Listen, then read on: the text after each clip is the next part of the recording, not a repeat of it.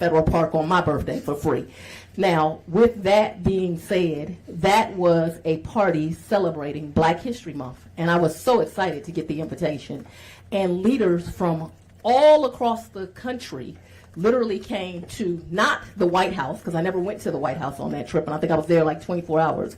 It was at the Vice President's house, but not actually at her house. It was in a tent on the lawn. Quite frankly, while we were there, I never got a chance even to meet the vice president, which was disappointing. I thought, you know, you have all these people from all over the country there. You would like kind of do an assembly line and sign and, you know, everybody take a picture, but that did not even occur. She did come on the stage at one point with her Secret Service all around her. I don't know what was going on, but Secret Service was all around her. But it was still a very valuable trip because I got to meet leaders from all over the country that were trying to service their communities. And so I was honored that I was thought to be a leader worthy of having an invitation to that event. Thank you. And there was also a question about whether Judge Wade had met with somebody from the January 6th committee and things of that nature. But let me ask you this, whether that took place or not, and there's a question about that, but whether that took place or not, would that have any relevance to the co-conspirators in this case who are going around from different states making that stuff about the 2020 election and actually trying to do things that they were trying to do in this case?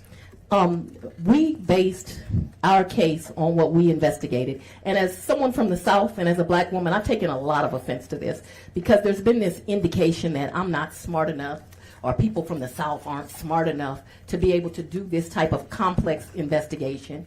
We did it. It was my team who did it. We did it all. And Dolezal, I hope that I pronounced your name right because I want Senator Dolezal, asked about ethics. I think he should know we want a full picture of ethics. That Judge McBurney, who he just mentioned, one of the fake electors threw him a fundraiser. So while we having facts, I want to make sure we get all the facts out here. And when we're talking about also with Judge Wade billing and things of that nature, did that cause at all? I think the record would show that the vice president's personal attorney, based on what these conspirators actually were doing, actually called a former federal judge and said, you need to send out a tweet to say that Vice President Pence must actually certify this election because he was so concerned that there might be denied certification coming January 6th. Anything about this billing have any impact on any of that kind of thing taking place at all? Nothing about this billing can bring back the 5 lives that were lost on January 6th, to include, I understand that 4 were people that were in the mob, but they didn't deserve to lose their lives. One is very personal to me because it was a police officer just trying to serve. And here goes another example of a good American, and this is not about parties as you all have tried to make it. They tried to kill our Vice President Pence. Now, I probably have never agreed politically with anything Pence said, but what I do know is he has a right to do his job and to be free from harm. And we're trying to, we say we're not for violent crime, but we sure like violent criminals if it's helping our cause. And we also talked about, what is it called, critical measures? Mentions, critical mentions. So even discussing that, would critical mentions actually have anything to do with the fact that just yesterday, as a matter of fact, 2 former co-conspirators, because the case has been dismissed, I think Mr. Roman and Mr. Cheeseborough, just yesterday in Wisconsin, was held to answer charges, 4 felony charges, for actually creating a fake elector program that was similar to what was prosecuted right here in Georgia. That they're going to be felony charges facing those, and there were 2 conspirators in this particular case that had the same kind of scheme. Anything about his billing or anything about critical mentions have anything to do with the fact that 2 persons that were indicted in your case, right now, just yesterday, a judge in Wisconsin said, you're going to face charges, 11 charges, based on similar scheme that took place in Georgia. No, and it should be noted that Roman was indicted in 3 separate states and that many of the co-defendants were indicted in separate states because, and let's be clear so the record is clear, in my indictment in Arizona, they indicted John Eastman, Gina Ellis, Ruben Giuliani, Mark Meadows, and Mike Roman. Mike Roman was represented by Merchant, who came here and testified. In Wisconsin, they also indicted Cheeseborough and Roman. And so, we could go on and on about in the federal case had only one defendant, Donald Trump, but he was also indicted in my case.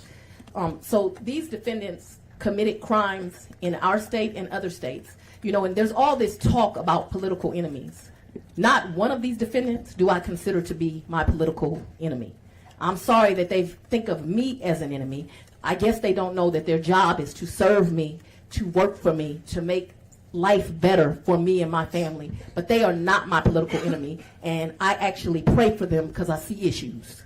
And also within Wisconsin, the quote-unquote fake electors there actually got sued. And the discovery in that case was over 577 pages. Now, you didn't get to the discovery process in your particular case, but I'm just curious because we were talking about Mr. Scandalakis and how deep he got into your case. How voluminous was your case at the time it stopped? Huge. You know, much of this room it could fill up, if not all of this room. It was huge. It was lots of witnesses that had to do. A lot of work was put into this because I always want to make sure that I am a fair DA, and that's why you see a grand jury recommending 39 people based on their conduct being indicted and me cutting it down to 19 because I'm only going to put forth those with the worst evidence who did the worst things. But I'm also a fighter for victims, and I was fighting for the victims in this case. And the fact that, you know, to some prosecutors, Ruby Freeman and her daughter have no value. She has value to me, and she should have value to other Americans because what happened to her is horrible. And for someone to say they couldn't prosecute a defendant who came in a room and lied for the grand jury, I mean, a baby prosecutor could have prosecuted it, but, you know, that's neither here nor there. And lastly, where we're talking about billing being correct or things of that nature, or critical mentions, does any of that change the impact, I think, what these co-conspirators were doing based on the indictment, that the ultimate goal was to overthrow the 2020 election? That was the ultimate goal. And we've had people that are supposed to be leaders that instead of being leaders are just cowering down. This country needs leaders, not cowards. I don't have anything else, Mr. Chair. Thank you, Leader Jones. I've got a few more questions here. Some of this, Madam DA, will be a little bit more, I guess, philosophical manner. I want to get your take on some of the testimony that we've had prior to your arrival around some of the state laws. You've shared some of your thoughts already on some of those things. But one thing that we've talked a lot about in the committee is the use of special purpose grand juries. Can you, for the benefit of those watching, outline the difference between a grand jury and a special purpose grand jury? A special purpose grand jury is for the purpose of investigating. They are not legally allowed to put forth an indictment. And so that is what a special purpose grand jury is for. So you referenced this earlier, the process of going to two grand juries. In your case, with the use of the special purpose grand jury, you went from that special purpose, which was used for investigatory means that you mentioned, and ended up ultimately with a grand jury. Is that correct? That is correct. Okay. It's been described to me that a grand jury exists to essentially put a check on prosecutorial power, to require the prosecutor to have to prove some element of grounds to bring an indictment. Would you agree with that statement? It's one way to phrase it. How would you phrase it? That a grand jury is made up of citizens, that the citizens are brought there. I'm the only DA in the state. I do grand jury 4 days a week. So I have an A grand jury. It runs on Monday and Tuesday. And I have a B grand jury. It runs on Thursday and Friday. And we bring forth cases to the grand jury where usually law enforcement, but sometimes lay witnesses testify. If the grand jury finds that there is adequate evidence, they will put forth an indictment. It should be known by the general public that not all felonies require an indictment. Some of your lower level felonies you can do by accusation, just like you could do a misdemeanor. But for any serious felony, you need to go to the grand jury. You may have touched on this, and I'm just going to ask you to, in the context of this conversation, outline it again if you don't mind. What was the reason for the use of a special purpose grand jury in this election case? To investigate, to make sure. I took this matter very seriously. Was not just going to charge people with a crime before I found evidence. And sadly, a lot of people in government, the governor and other officials, refused to testify unless they had a subpoena. Well, I can't get a subpoena unless I have a special purpose grand jury. And so we served them with subpoenas, and they honored their subpoenas, and they came forward. So with the grand jury for out-of-state witnesses, there's no way to get, for a regular grand jury, to get a subpoena? For a regular grand jury, but by the time you're before a regular grand jury, you're indicting. And I didn't go into this case knowing that there would even be an indictment brought forth. Tell me about a material witness warrant, what the process is to get one, and when one would be used. When someone won't cooperate, you have to go get one. Do you have to get one for all out-of-state witnesses unless you're using a grand jury? I'm sorry, a special purpose grand jury? You can get a material witness warrant for a witness in a trial. We have had to get material witness warrants for someone in a trial. So I don't know that I understand your question, but basically when someone will not cooperate, it requires you to go get a warrant. Typically you have to send someone to that state. They have to testify as to why this person is material. Then the judge there makes a determination, yes, they are material. They sign the warrant, they come down. That's very brief, but that gives you kind of the gist of what a material witness warrant has been used. I've used them many times in my career. My understanding is essentially you need two judges. What sounds like one's the out-of-state judge, one will be a Georgia judge to compel that testimony. Is that accurate? Because they have to make a determination that it's actually material. And with a special purpose grand jury, you have the ability to send essentially a letter and a warrant to whoever you wish and compel them to testify without the process of going through the material witness warrant. Is that accurate? Yeah, again, we're getting into the weeds. We needed a special purpose grand jury because I need to be able to issue subpoenas. So you can issue subpoenas from the grand jury to bring the people there to testify. And so if you're asking that we do that process, you know, we fought in every court in this land. Lindsey Graham took us all the way to the Supreme Court of the United States, who unanimously, I believe, I think it was unanimously voted that he would have to come and to appear. We are getting in the weeds, just indulge us, because we do need to, the law needs to be specific. And not sure if you watched the testimony. We had a couple of DAs that testified, one of whom, and I apologize, I don't recall the gentleman's name. He essentially, I'm going to paraphrase here, said that he believed that, or I think he stated that it would be fine with him if we struck the entire code section as it related to special purpose grand juries, because in his opinion that kind of blurred the line between investigator and prosecutor and put you in the position of kind of being the investigator and the trier of fact.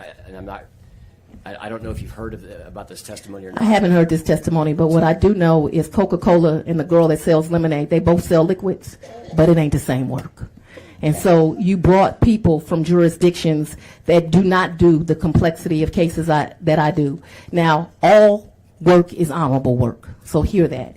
And prosecutors everywhere are trying their best to uphold the law. But to get somebody from a jurisdiction where they got 15 lawyers and, you know, they bring a grand jury once every 6 months, and to ask them to discuss my work where I'm running grand jury 4 times a year and 12,000 new felony cases, 4 times a week, and, you know, 12,000 felonies a year and the most complex cases, you know, that this state sees. I don't think you were talking to people that you should have been.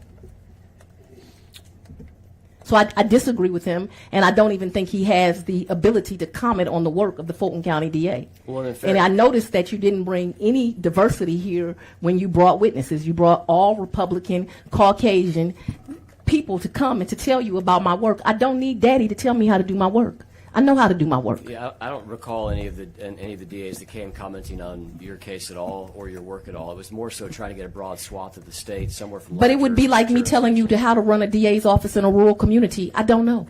Well, the challenge for us, Madam DA, is we have to write laws that do give respect and deference to the reality that there are larger jurisdictions like yours, and there are smaller ones, and there are a lot of DAs around the state that have to follow the same. Well, that brings us to another law. When you all are trying to decide the salaries of district attorneys, you surely should not compare those that have my volume of work to those that have smaller jurisdictions of work. Now, I know it brings ire to some, that is the Democratic DAs that keep most of this state safe, but the reality is they run the largest jurisdictions. They happen to, in most cases, be minority, and they deserve to make more money.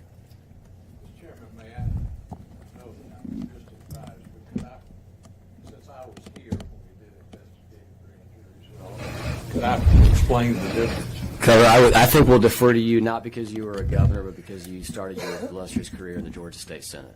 Well, I started as an assistant DA. Well, your first elected role. was in this chamber. When a grand jury, and there are lawyers everywhere that do not understand this.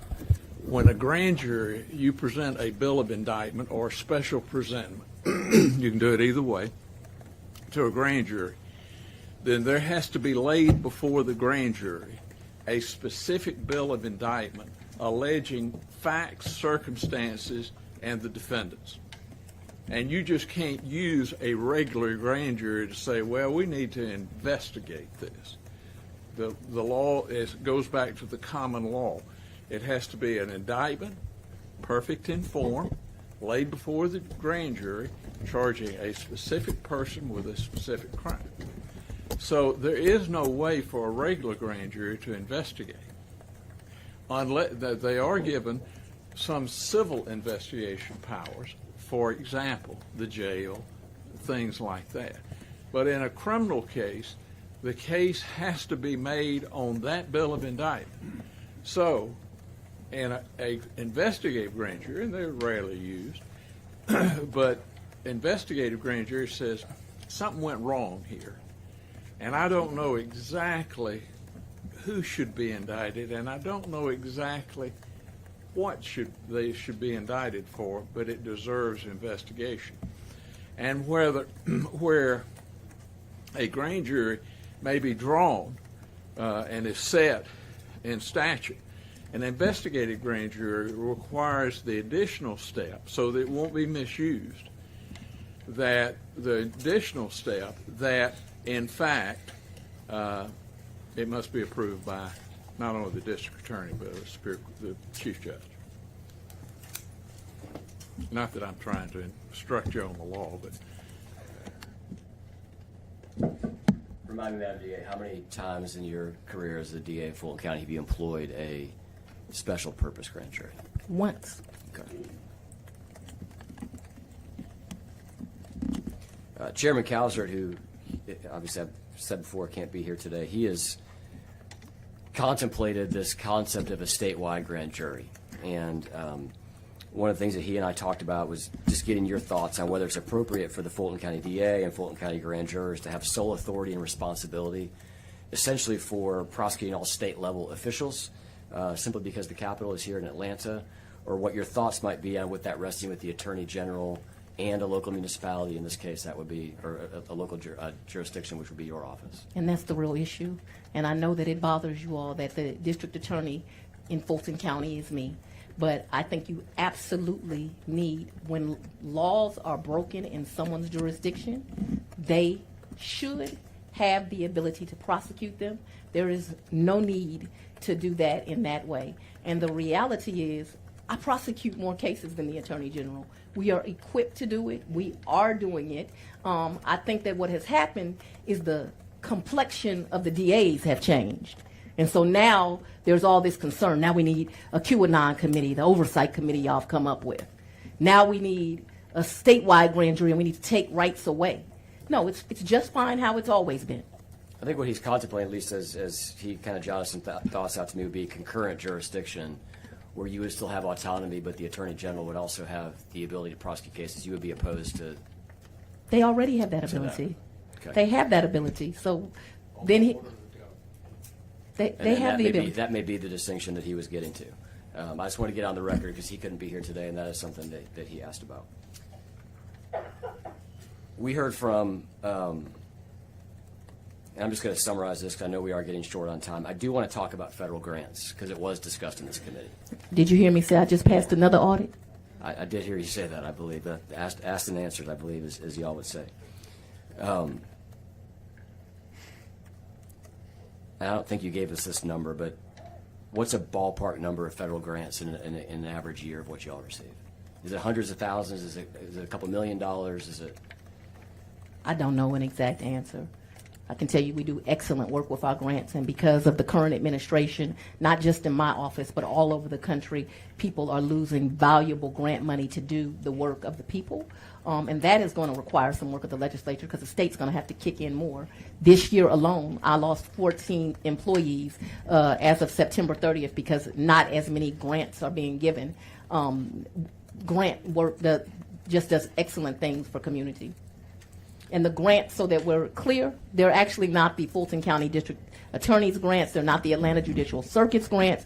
They are the grants of the county. So they are not my grants. So that's a misnomer slang.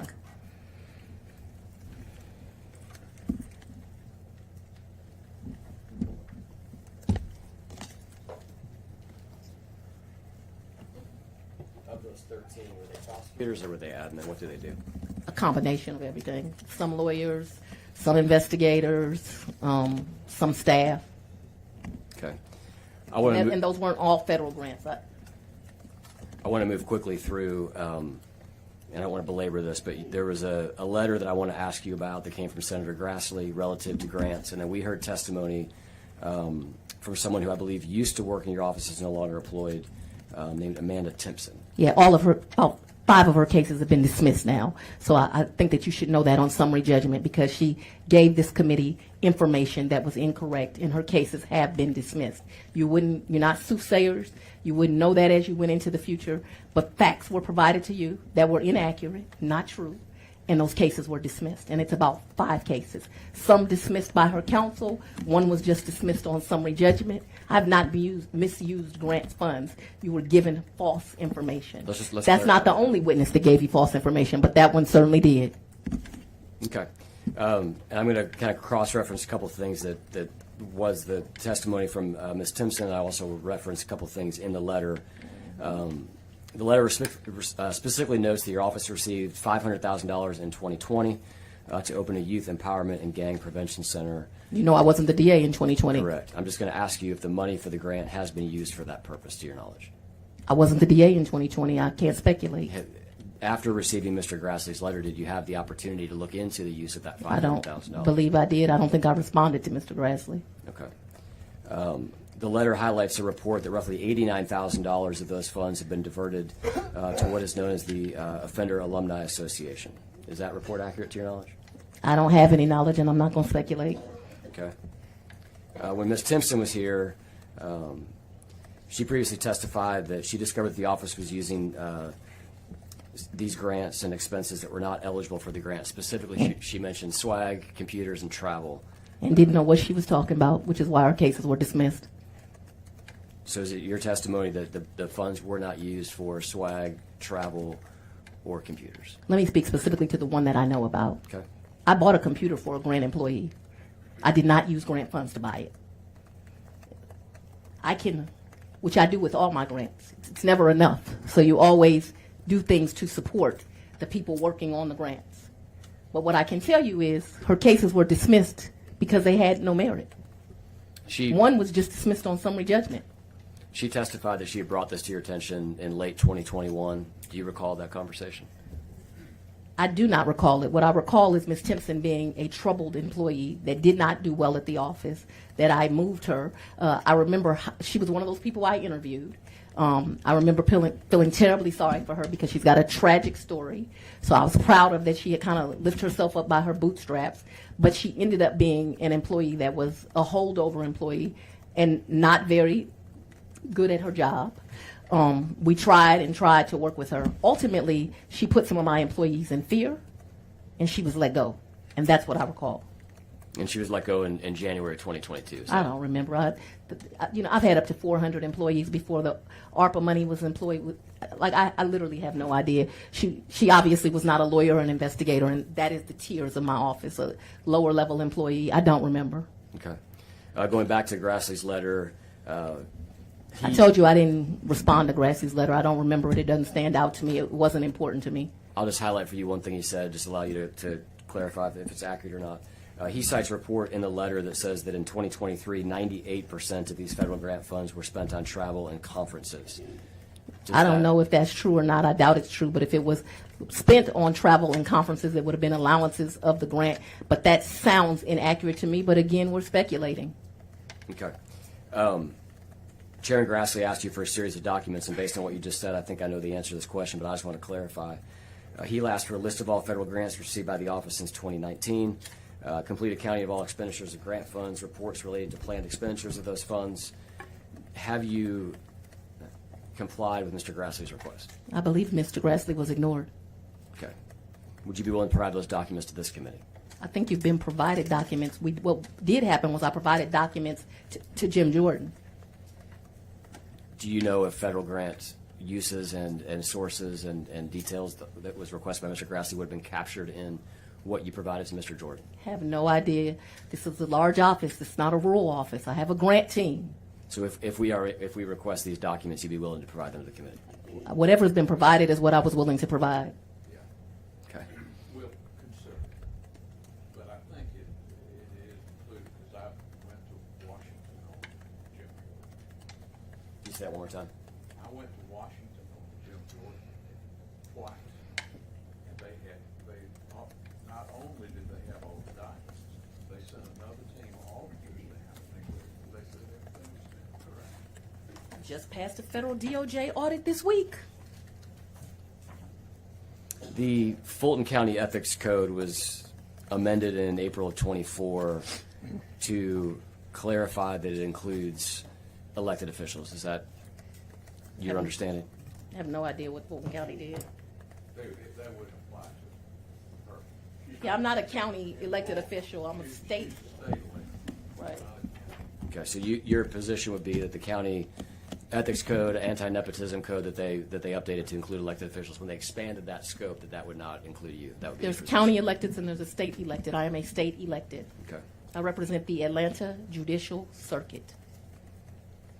Does PAC have any sort of model language around either internal ethics codes for your office to use or any sort of anti-nepotism You have to ask PAC. language? Are you aware of I'm not. anything that PAC has provided? Can you provide the committee with any sort of internal ethics guidelines that you have, as well as any sort of anti-nepotism policy that your office has in writing? That's something that we'll consider, decide whether it's required or whether it's privileged or whether you've already received. Okay.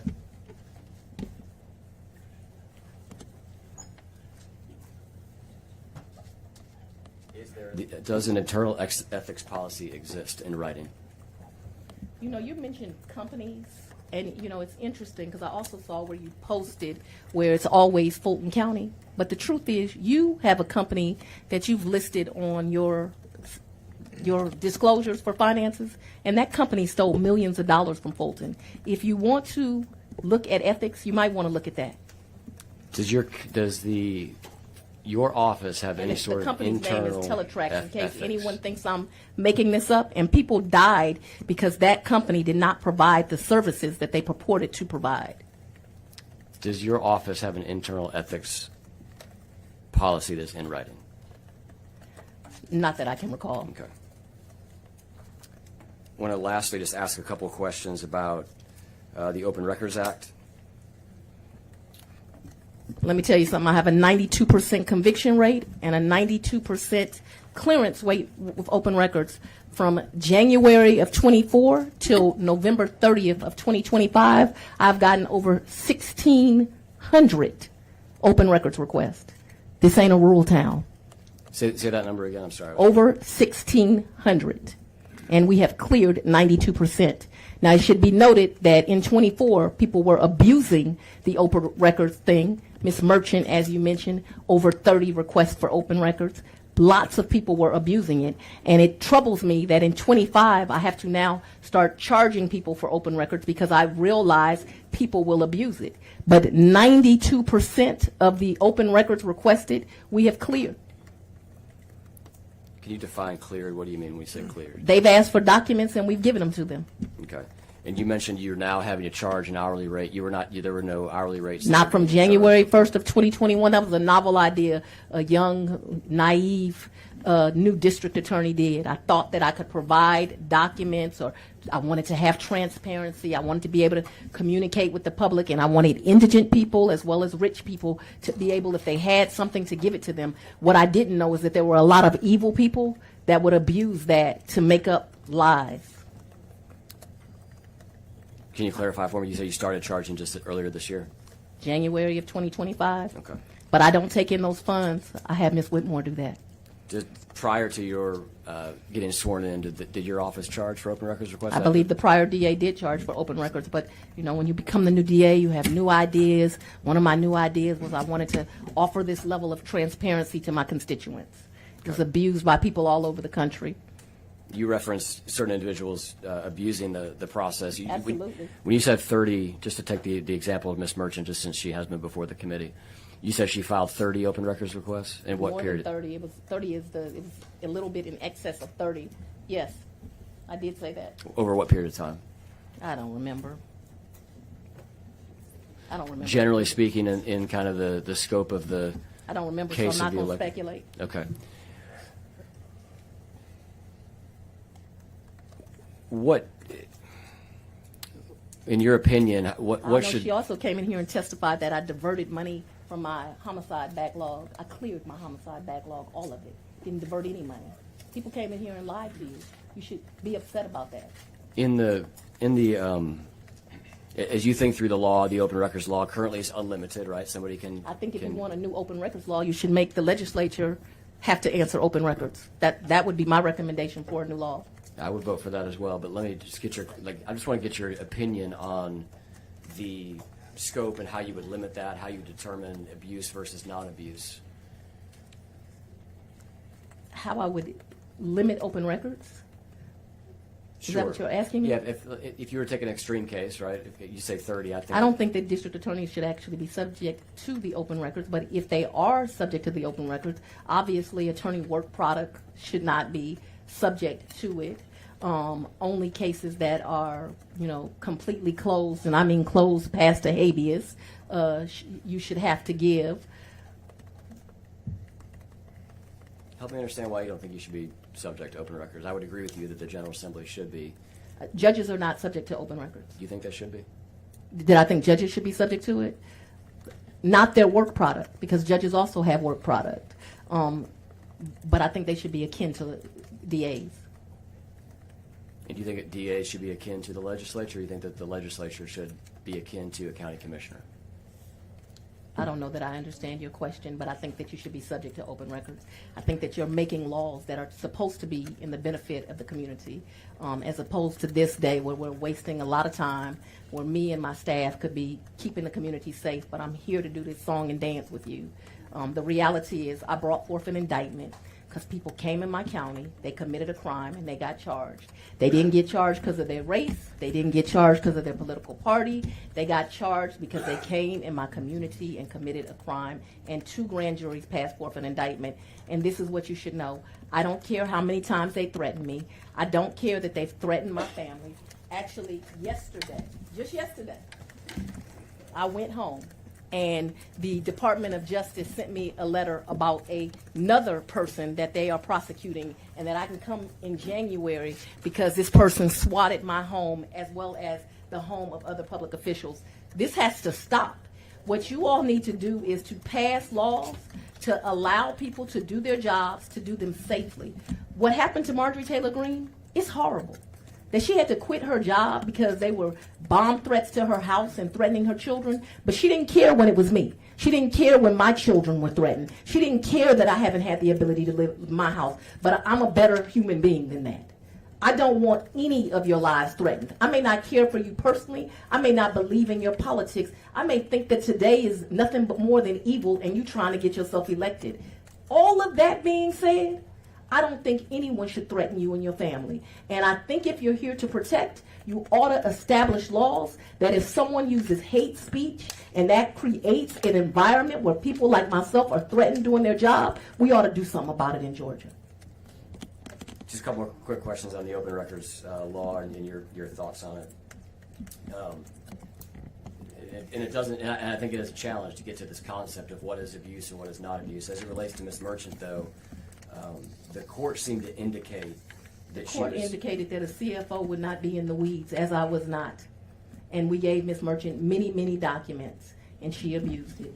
So if you look at what they said, the court said that the CFO, which is what I am of the district attorney's office, I wouldn't be involved in the weeds. What I know is that when you have 1,600 people requesting, we do the very best we can. What's a shame is because we had people abusive, I now have 3 attorneys working on open records, 2 master level people and an employees. None of those people are doing the work that I care about. What I care about is getting gangsters off my street. What I care about is getting people that sexually assault children. I don't hang out with human traffickers or the victims. I care about representing people that are trafficked. Like, we've got problems here in Georgia. They're real problems. This is a major metropolitan city, and I'm standing on the line here trying to keep people safe, and y'all have me in here with this foolishness. I indicted them, I'm indicting them again. If they committed a crime in my jurisdiction, I don't care if you like it. It's not 1948. No, let me get to this. It's not 1948. I know that you're offended that it... So here's the question. Audacity to indict rich white men, but I would do it again. But I would also fight with my last breath to see that they were protected. What I was asking was, and I think I didn't get there. The court essentially found that Ms. Merchant was treated differently than other people making open records requests. You're correct. It did find that you were not in the weeds on dealing with that. What I'm curious about in response to the court case, have there been any internal changes with how you handled? I now have 3 lawyers on open records, 2 master level people, and an assistant. That was the change. Okay, so I had to waste more resources to not do the main thing. So you want something else? Give the district attorney in Fulton County more lawyers so that she can do our job. Because what happens in Fulton is going to impact the entire community. Gangbangers don't stay just in Fulton. They go to DeKalb, they go to Coweta, they go to Douglas. And I'm here on the front line keeping people safe. And you talk about critical mentions. It wasn't just about this case. I prosecute a lot of high-profile cases. Walk me through the change real quick. What did you have before in terms of staff, and what do you have today? When I started, I had one. Well, when I say before, let me say, let's call it 2024 versus 2025. I've increased staff. I now have 2 special assistant attorney generals that work on it. I have two special assistant prosecutors that work part-time on it. I have right now 2 lawyers that work on it full-time. I'm bringing a 3rd one in. I have 2 master level people that work on it. When I first got there was 1 lady with a master's degree. We've had to expand and expand and expand for this foolishness. And what I'm supposed to be doing, and my main emphasis, what I focus my day-to-day on, is making sure I lock up murderers, making sure I lock up sexual offenders, making sure I lock folks up that are dangerous. And I also spend my time on making sure we have programs for people so we can turn their lives around. Which is why I got a 92% conviction rate. I must be doing something right. Leader Jones, I've asked a couple of questions since you've had the opportunity to ask. I want to defer to see if you got any questions you'd like to ask before we wrap up here. One final one, you kind of touched on it, and that was, at the end of the day, this case here, this conspiracy case that took place, why did you bring this case? Because folks came in my jurisdiction and broke the law. And as elected officials, there are things that are precious and that are our responsibility. One, in a free society, is keeping people safe, right? And I stand on the line keeping people safe every single day. I have dedicated my entire career to making sure that people are safe and that they feel valued. Children feel valued, no matter who you are. See, I'm not like these people. I believe in diversity. I've sat on my floor and cried with little white children, black children, Spanish children, and I fight with my last breath to keep those people safe. But I have also prosecuted black people, white people, Asian people. It doesn't matter to me. It seems to matter to some. So I brought this case because they came in this jurisdiction and broke the law. And they didn't only break the law here, they broke it other places, because the other thing that we have to do as a free society is we have to protect elections. It is important. If the people of this jurisdiction, the 19th, voted Senator Blake Tillery to be that senator, then I have to work to make sure that he is instilled into office. If someone does something, goes into a voting booth like they did in Coffee County, they do that. If they threaten workers, these little old people that work the polls, how dare somebody threaten them?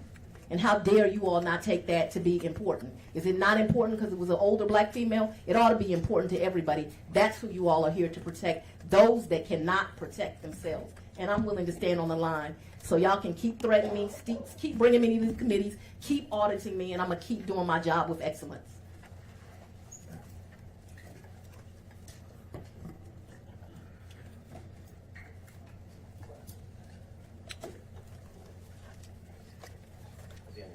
No, it's front. No other question. Madam DA, would like to thank you for appearing today before the committee. Governor Barnes, would like to do the same. This meeting Happy holidays.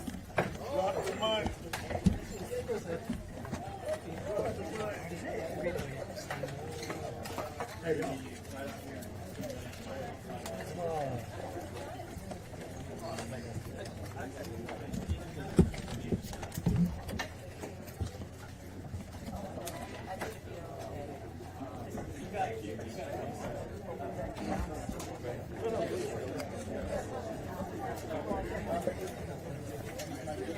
How are you doing, sir? I'm just fantastic, actually.